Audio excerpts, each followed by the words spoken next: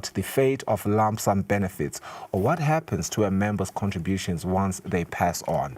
At the same time, experts warn about fiscal risks if safeguards are not watertight, while government insists this is a bold step toward poverty eradication and income security in retirement. Now, this morning, we're joined by the General Operations Manager of the ENPF, Micah Ngabinde. He's here to help us separate fact from misconception and to walk us through what this conversion really means for members, their families, as well as the broader economy of the Kingdom of Eswatini. Mr. Ngabinde, welcome to the show. Good morning to you. Thank you very much, Mgoni, for welcoming, and thank you for having us. It's a very critical and important conversation.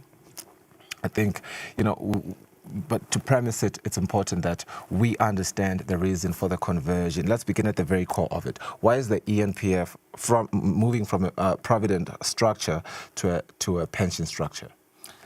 Thank you very much, Mgoni. I think first and foremost, it may be necessary for one to mention that when the Provident Fund was established, the National Provident Fund was established in 1974, the intention was not necessarily to establish it as a provident fund. The intention was to establish a national pension fund.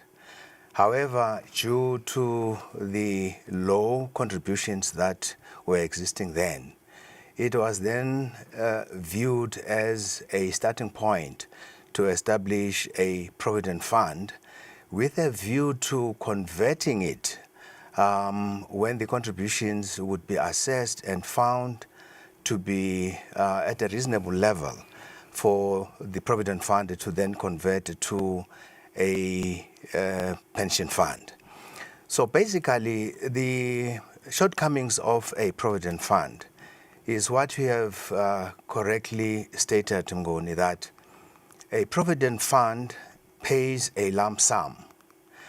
And yet the main objective of establishing a retirement fund, particularly if you look at it at national level, it is meant to address the poverty that an individual who has been employed during his or her life gets to a point of retiring. The individual is no longer working now, is no longer productive, but then the needs are still there for that individual to live. Right. And so then the Provident Fund gives you a lump sum which you consume in a very short space of time after receiving the money. And then thereafter, you are left in destitute. So actuaries have been evaluating the Provident Fund to see if the contributions are growing enough, because these contributions, a decision was taken that they should be progressed annually up to a level where it would then be said the Provident Fund can now convert into a national pension fund. So the main reason is to address poverty at retirement for the members of the fund. The bill that is introducing the National Pension Fund, in as far as who should be covered, it talks about any person that is economically active in Eswatini. In other words, anyone that receives income in whatever form. We have those that are in the formal sector that are employed. You have those that are in the informal sector that are self-employed. You have those that are seasonal. Everyone that is economically active, even the domestic workers, because the current legislation, that is the National Provident Fund order, does not cover those. So this is meant to be a truly national pension fund. Inclusive. Therefore, it covers even the civil servants. In other words, government is mentioned in the bill both as an oversight organ, in other words, to ensure that the fund is looked after well in order to achieve its purpose, the purpose for which it is being established. And also it mentions government as an employer, because if government were to say, there is a certain sector of the economy that is going to be left out of this national institution that is meant to alleviate poverty at retirement. Government would actually be contradicting herself. Because if you want it to be national, why leave others out? But then when it comes to the civil servants, it is not every civil servant that is expected to be a member of the National Pension Fund. You may ask, why not? Well, the reason is, for this conversion to take place, for this bill that we have now to be in place, there was extensive consultations that were taken place in order to ensure that everyone's view is covered, or every stakeholder. You talk of workers, they were consulted extensively. You talk of employers, because they are very key stakeholders in this initiative. Right. They were consulted. You talk of government, because government is the driver. Government actually instructed the board at ENPF after receiving reports to the effect that it is now time, because contributions are at a level that can make the pension fund now sustainable, as opposed to what the case was when it was established in 1974, the Provident Fund. So Mnguni, for the civil servants, this is what the bill proposes. It is not every employee of government. The current employees who are members of the Government Pension Fund, the PSPF, are not expected to be members of the National Pension Fund mandatorily. Okay. But those can do it voluntarily. In other words, if they see that there is value in this national asset, They have a choice to. they have a choice to then join. Right. But then for those that will be employed after the enactment of the bill into law, for those, it will be compulsory for them to participate not only in the National Pension Fund. I think that has to be made clear again. They will be participating in both. Okay. The National Pension Fund and the Government Pension Fund, Right. which is to them their occupational pension scheme. Okay. Because an occupational pension scheme is a scheme that is employer-based. Right. So that is what is going to happen. Now, someone may then say, it means the PSPF is now going to be expected to be paying pension for the new employees that will be members of the National Pension Fund again, at a rate that they are paying the current contributors, in other words, the current members. And the answer there is no. They will be paid based on what they have contributed. Okay. In other words, there is no loss that is expected to take place in as far as the PSPF is concerned. And I said to you, the reason why only the new employees after the enactment of the bill into law are expected to be members of the National Pension Fund, this was arrived at after consulting with the management of the PSPF. Okay. To see what would be the best way, because government is saying everyone should participate. Then what would be the best way of onboarding civil servants without disturbing the sustainability of the PSPF? Then a decision was arrived at that says the contributions that the PSPF is currently receiving should not be disturbed. Right. Because that has implications of their budgeting, their projecting. Therefore, those contributions should not be disturbed. And indeed, there was a lot of questions around that particular subject, and I'm happy Sure. that it is being addressed. And in fact, it was addressed proactively.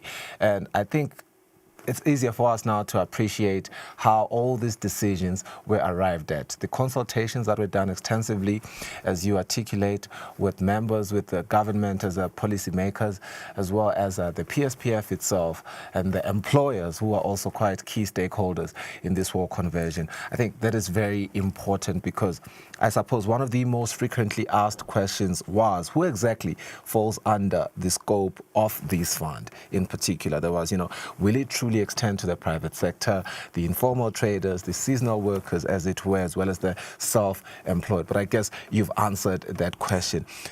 But misconceptions have emanated, as with any development of this nature. I suppose the first one, the perception that the bill seeks to dismantle existing pension schemes, particularly for civil servants. Just clarify there whether that is indeed the intention. You have summarized it very correctly, Mnguni, in saying the National Pension Fund is expected to cover everyone in all sectors of the economy. Now, maybe it would be very important for one to explain how the contributions that are going to be paid to the National Pension Fund are going to be calculated. Sure. The current structure of contributions that are paid to the Provident Fund is not going to change. How is the current structure? The current structure is such that the contributions that are paid to the that are going to be paid to the National Pension Fund are going to be calculated on a capped salary of an employee. What do we mean by capped salary? There is a certain level that is said you can calculate 10% of this employee's salary up to this level. In other words, anything above that level is not considered for purposes of calculating contributions towards the National Pension Fund. And why is it so? The reason for that, it is meant to ensure that occupational pension schemes are not disturbed by the introduction of the National Pension Scheme. I will make you an example, Nkabandle. The current level of an employee's salary, that is the maximum, it is 4,000 Malangeni. Now, when calculating contributions, therefore, if, let's say, the scheme is already in existence now, the National Pension Fund, you would calculate 10% of the 4,000.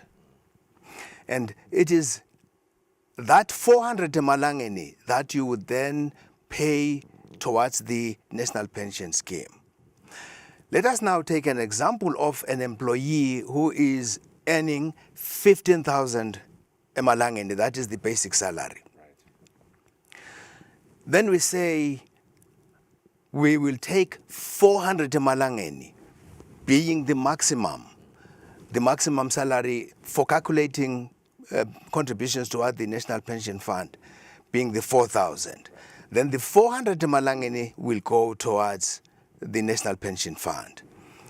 Then if the individual is earning a basic salary of 15,000, it means 3,000 Malangeni was supposed to be paid to the Occupational Pension Scheme.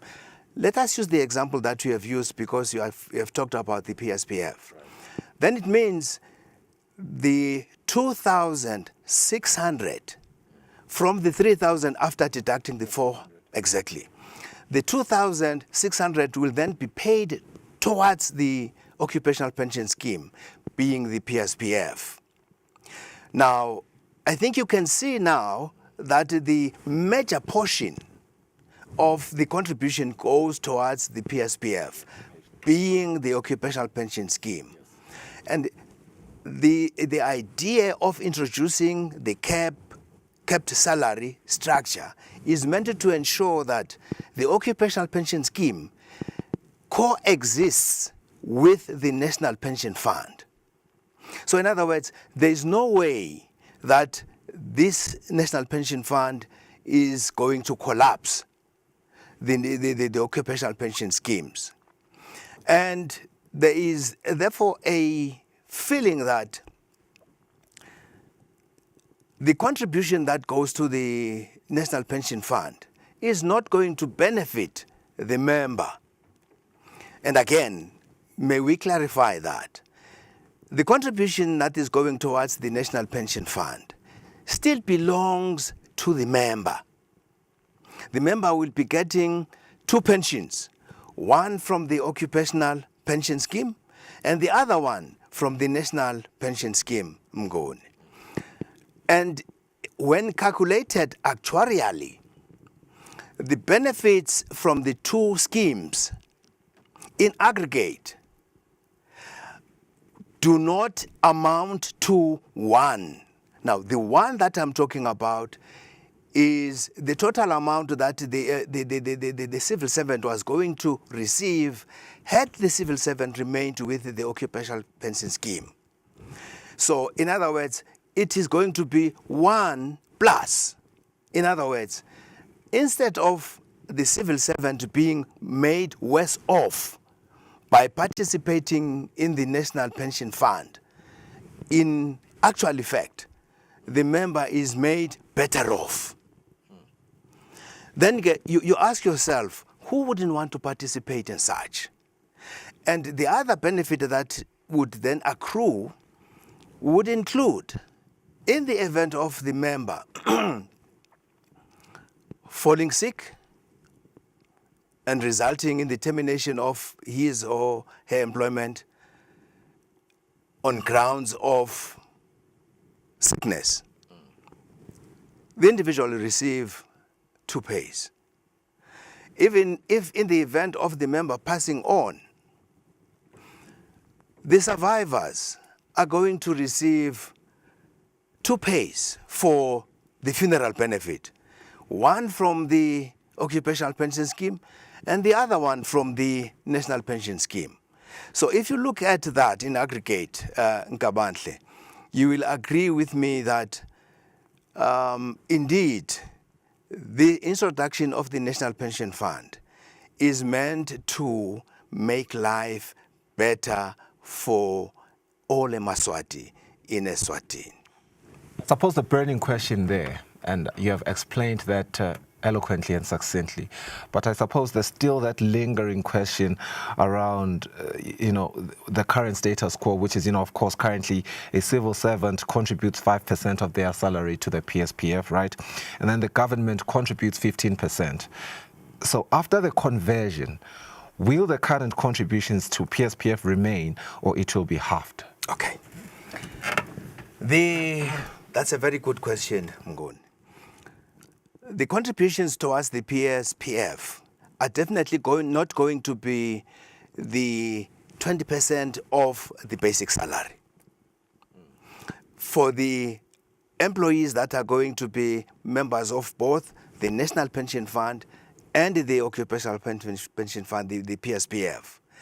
But what is going to happen there, the contribution is going to be reduced by the 400, the example that I have made earlier on.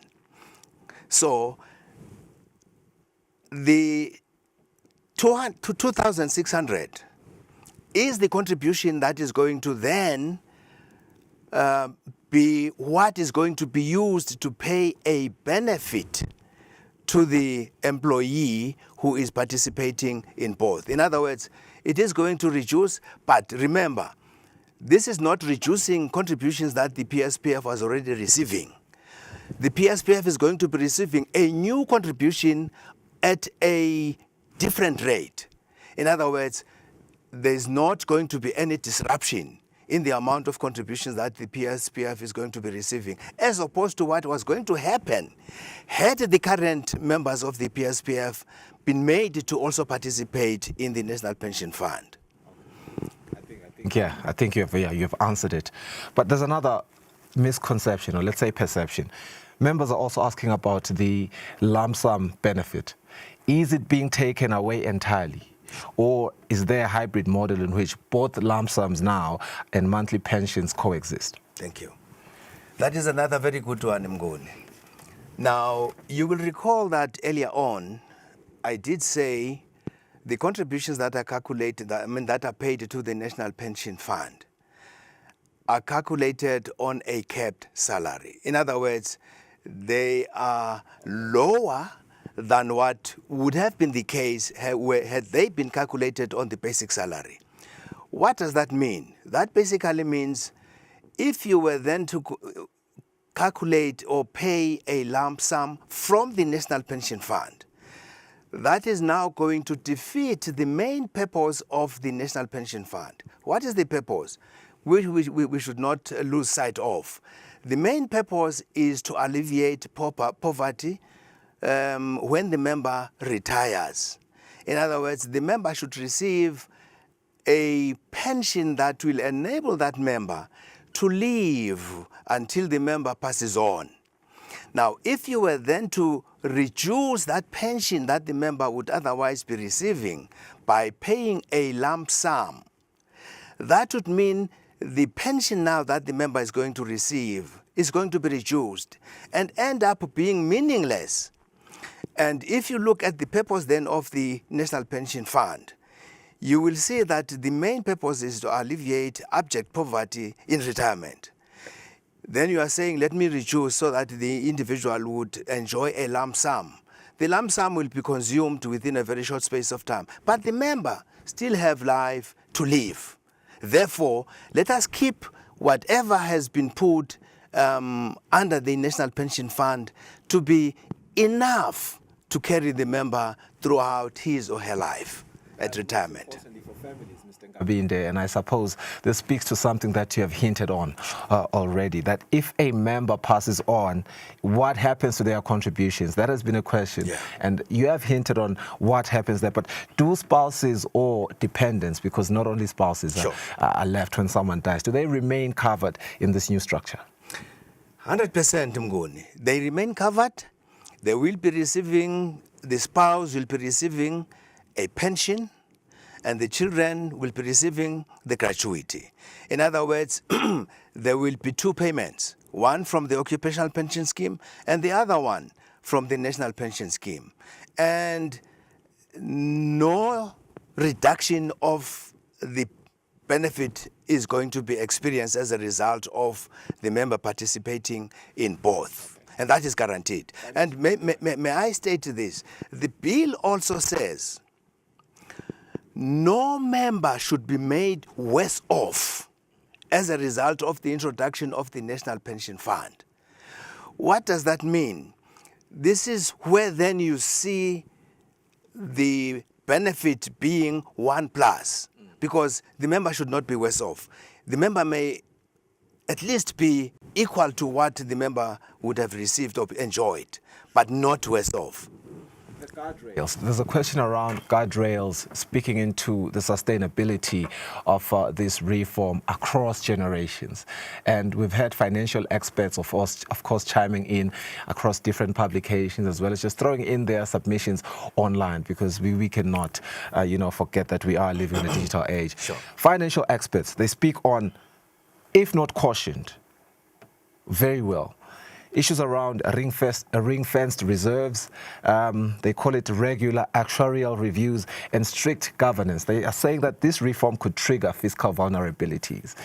You have ensured that that is not going to be the case, right? In fact, it is the bill itself again that has very stringent controls in as far as safeguarding the sustainability of this fund. As a matter of fact, for the first 5 years, the bill requires the National Pension Fund to be actuarially evaluated on a yearly basis to ensure that it is on the right track.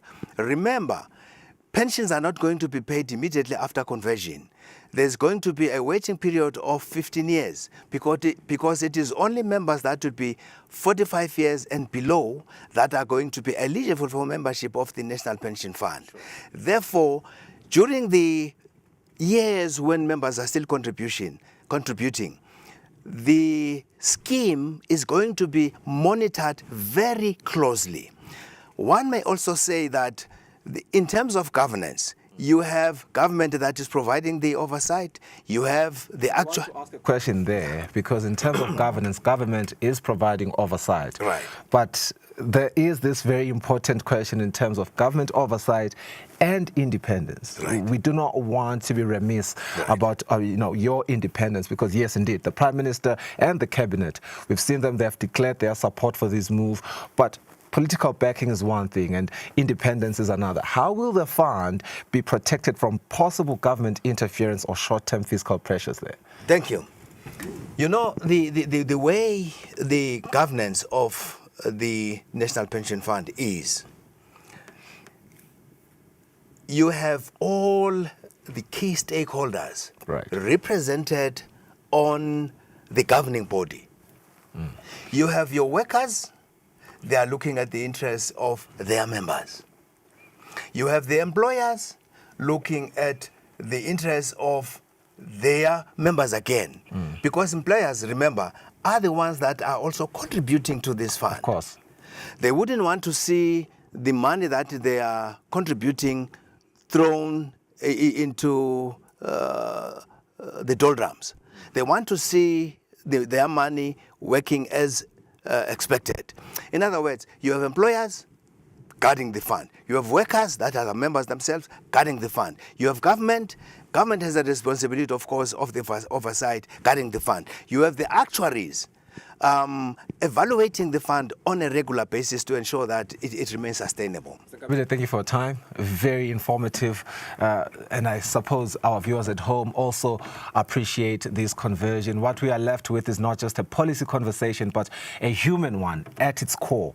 This conversion speaks to dignity in retirement, to whether families are really benefiting from this conversion or protected when breadwinners are gone, and to whether workers' decades of contribution translate into real security. Mr. Ngabinde, thank you so much for your time. Appreciate you for this, for the hopes, as well as the hard questions that you've been able to answer. The success of this reform will now rest not only on the technical safeguards, but also on the trust that it earns from the members themselves. This has been Kusile Breakfast Show, the Friday edition. Go and enjoy your weekend responsibly. Bye-bye.